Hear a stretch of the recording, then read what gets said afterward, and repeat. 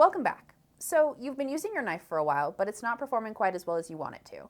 That could be for any number of reasons. What you're going to want to do when you're preparing to sharpen your knife is get your depth key and your alignment guide and set them into your vise.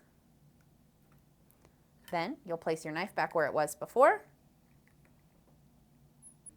locking it off.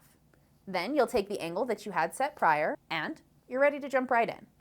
So depending on why you're coming back to sharpen your knife today, there's a couple different ways that you might go about doing it. If it's just not quite performing the way that you want it to, then you'll just jump right back into the grit that you were using before and resharpen at that point. There's no point in finding your burr again because you already know your angle and sweet spot and you've used your repeatability devices in order to place it back in the same spot. So using that 600 grit, you'll just go right back into doing your 20 alternating strokes down the length of your bevel. Once you've gone through that process, you'll check, make sure that you've got a nice sharp blade again, and you're ready to go again. If your knife has gotten dull or damaged and you have any sort of chips along the length, then you're going to want to go through the process to kind of work those out of it.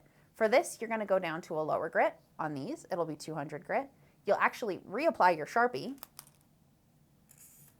and you're going to go through the process of removing that Sharpie again at your lower grit and finding your burr again, just to make sure that you have a nice even bevel down the length of your blade. Once you found your burr, you'll move up to sharpening again at your 600 grit and go through that process until you have a nice sharp edge again. And then you're set. Your blade has been touched up. All right, in the next video, we'll talk about the practice knife.